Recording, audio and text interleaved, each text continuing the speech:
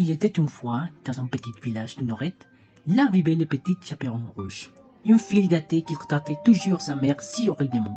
Un jour, la mère du petit chaperon rouge lui a demandé de rendre visite à sa grand-mère. Je me fiche de ce dont cette stupide femme âgée avait son. Je ne veux pas lui rendre visite. S'il te plaît, ne sois pas grossière avec elle, elle t'aime et tu devrais l'aimer aussi. Soudain, comme d'habitude, dans l'esprit du petit chaperon rouge, une terrible idée s'est produite. Si ma grand-mère meurt, elle devra me donner tout ce qu'elle a parce que je suis sa petite fille. Alors j'irai et quand ma grand-mère me demande le médicament, je lui donnerai ses poissons de rat. Le lendemain, le petit chaperon rouge est parti chez sa grand-mère. En chemin vers la maison de sa grand-mère, elle avait très faim. Alors, une idée terrible s'est produite dans l'esprit du petit chaperon rouge. J'ai vu son énergie, mais ma grand-mère n'en aura jamais besoin. Le petit chaperon rouge a tout mangé. Alors qu'elle finissait, elle a réalisé qu'il n'était pas seul. Comment ça va? C'est étrange de voir une petite fille seule dans ce chemin. Comment t'appelles-tu, chérie? Restez loin de moi, sac de fureur et de puces. Je te préviens, sinon je crierai si fort que les villageois ne me balayeront la tête. Oh mon chéri, j'ai vu seulement être amical avec toi. Où vas-tu? Je peux te donner quelques conseils si tu veux. Je n'ai besoin de rien de toi. Maintenant, si tu m'excuses, j'ai quelque chose de très important à faire avec elle. Perds-toi, boule de poil, bonne journée. Elle a mentionné à sa grand-mère. Je lui dirai que sa petite fille arrivera bientôt.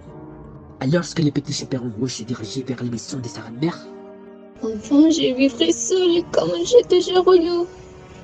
pendant ce temps, le grand loup arrivait dans la maison de la grand-mère du petit chaperon rouge.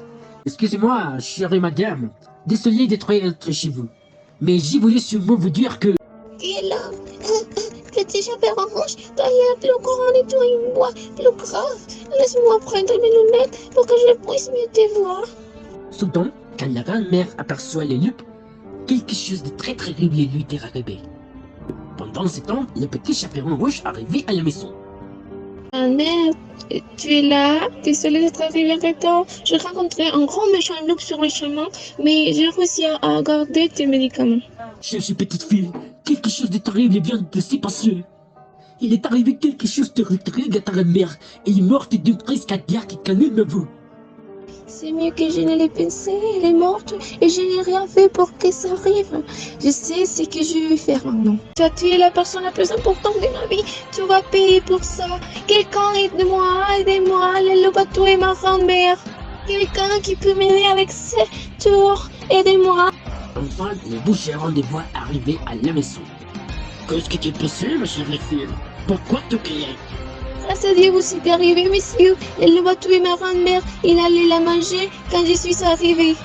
Non, écoutez-moi, monsieur, les boucherons. Je n'ai pas tué cette femme. Ça m'insulte. Tes mots ne me disent rien. Vous venez de tuer quelqu'un de très important sur cette terre. Vous le payerez. Finalement, le grand loup a subi une mort terrible. Le petit chaperon rouge n'a jamais arrêté toutes les mauvaises choses qu'il a faites de ce jour-là. Il a finalement possédé toutes les propriétés de sa grand-mère, y compris sa grande maison où charmait et toute sa richesse. Le petit chaperon rouge n'a rien donné à sa mère. Il l'a laissé mourir de faim. C'est la fin. Merci pour votre attention.